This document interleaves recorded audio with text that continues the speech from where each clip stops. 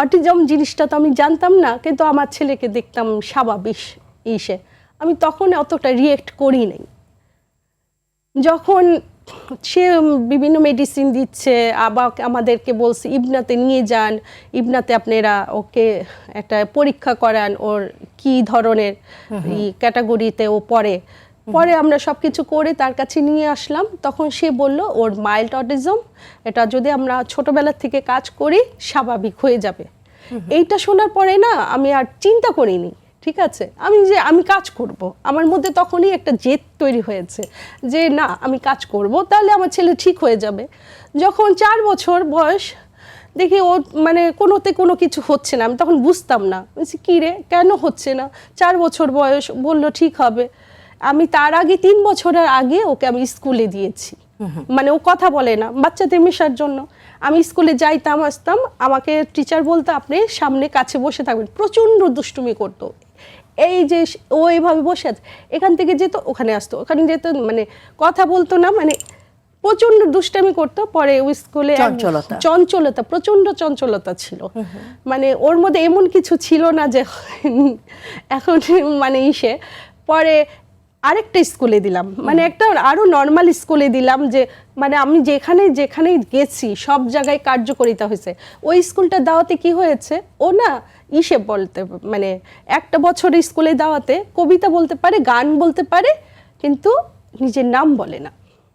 আচ্ছা, 4 বছর বয়সে তখন ও কবিতা বলা শিখলো আর গান বলা শিখলো, কিন্তু নিজের নামটা বলতে পারে না। আমি তখন থেকে চ্যালেঞ্জিং মোকাবেলা করছি যে তুমি নাম বলতে পারো না, তোমাকে আমি নাম বলেই ছাড়বো।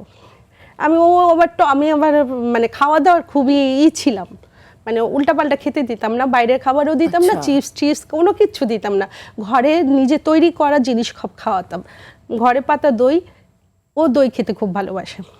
আমি ওর মুখের সামনে নিয়ে রাখছি আপা, রেগে রাখার পরে বলছি বলো নাম বলো তাহলেই দেবো, নাহলে মুখে আমি দেবো না, তুমি যতই বলো। তখন ওর নাম, যেহেতু ও গান বলতে পারে, কবিতা বলতে পারে, আমার বিশ্বাস ও নামও বলতে পারবে। এরপরে সে নাম বলল। এটা কতদিনের প্র্যাকটিসের পর? হ্যাঁ, কতদিন এভাবে আপনি তার মুখের সামনে? না আমি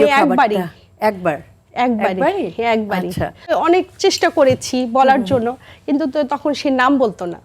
আমি থেকে ওর প্রিয় জিনিসটার দুর্বলতাটা কি আছে তুমি বলো, তখন ও আস্তে করে বলছে, তখন আমার বুকটা ভরে উঠছে, না আমি পারবো। রণবীর এই পর্যায়ে এসেছে যে বিষয়গুলো একটু আগে রণবীর বলছিল, সে এখন ক্লাস 7-এ পড়ছে, তারপর সে গভর্নমেন্ট ল্যাবরেটরি হাই স্কুলে পড়ছে, এবং আমরা জানি রণবীরের অসাধারণ কিছু প্রতিভা আছে, সেটা একটু আপনার কাছ থেকে শুনতে চাই। তার আগে আমি একটা কথা বলে রাখি, যে ওর লেখার পিছনে, বলার পিছনে, এই যে হাত বাড়িয়ে দিলাম অনুষ্ঠানটা, আমি কিন্তু অনেক আগের থেকেই দেখি। মানে ওর যখন সমস্যা ধরা পড়েছে, তখন আমি খালি খুঁজতাম, নেটে খুঁজতাম, এইটার তখন তো এত ছিল না, এত থেরাপি, এত কিছু, আমি এত কিছু জানতাম না। মানে হাত বাড়িয়ে দিলাম, কিভাবে লিখতে হয়, কিভাবে পেন্সিল ধরতে হয়, কিভাবে কি করতে হয়, সেটা আমি কিন্তু হাত বাড়িয়ে দিলাম অনুষ্ঠান থেকে শিখেছি।